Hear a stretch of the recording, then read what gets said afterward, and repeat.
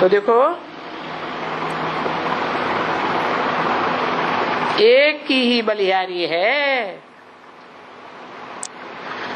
वो एक निराकार है या वो एक साकार है या वो एक भूत प्रेत आकारी है, या तीनों ही नहीं है? क्या है? न आकारी है, न साकारी है, न एक निराकारी है। उस साकार में निराकार है, कॉम्बिनेशन है, जिसका यादगार भक्ति मार्ग में अर्धनारीश्वर दिखाया जाता है। आधी स्त्री आधा पुरुष।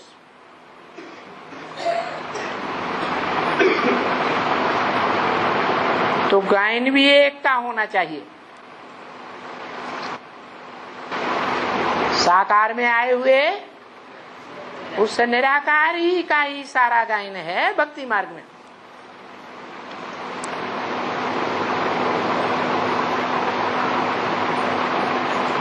तो यादगार मंदिर भी सबसे जास्ती उसी के बनते होंगे, मूर्ति भी उसी की जास्ती सबसे जास्ती बनती होगी। वो कौन सी मूर्ति है?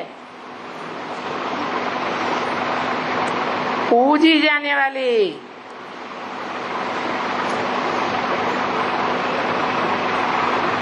जो दुनिया में जितनी भी खुदाई हुई हैं देश विदेश में, सबसे जास्ती वो मूर्ति मिली है। कौन सी मूर्ति है? शिवलिंग। कैसी मूर्ति है? मूर्ति तो निराकार होती है, साकार होती है। मूर्त माने साकार, अमूर्त माने निराकार। तो मूर्ति क्यों कह दिया?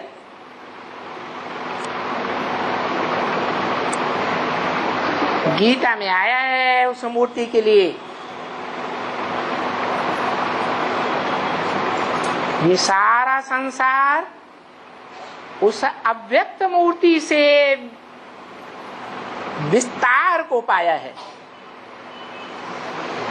मूर्ति तो है लेकिन अव्यक्त मूर्ति है। उस मूर्ति में 10 इंद्रियां नहीं दिखाई देती हैं, एक ही इंद्रिय दिखाई देती है। बाकी इंद्रियां अव्यक्त हैं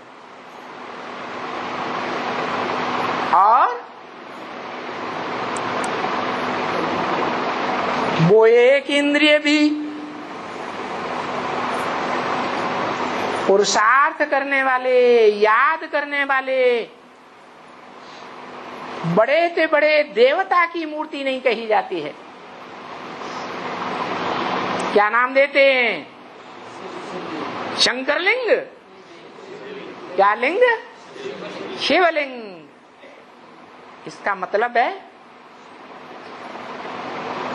कि शिव को तो इंद्रियां होते ही नहीं। शिव साकार है जो इंद्रियां होंगी?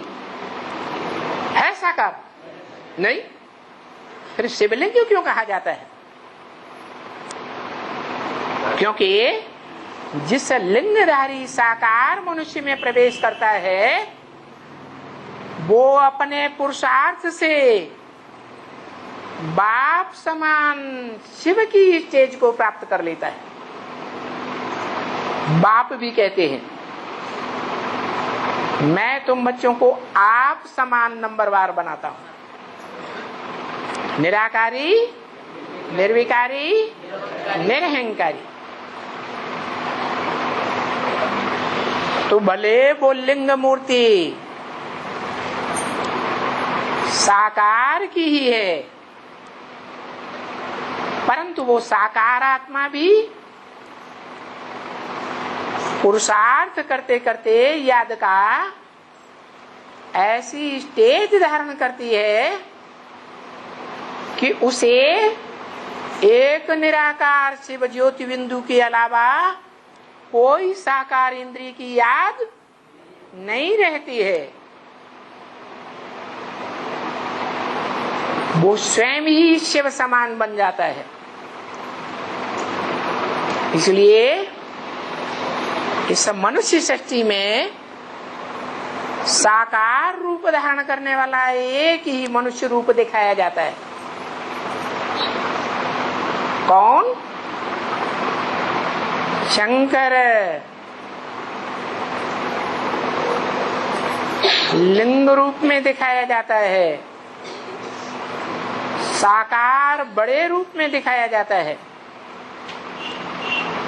परंतु उसकी मन बुद्धि रूपी आत्मा की अंदरूनी स्टेज निराकारी है।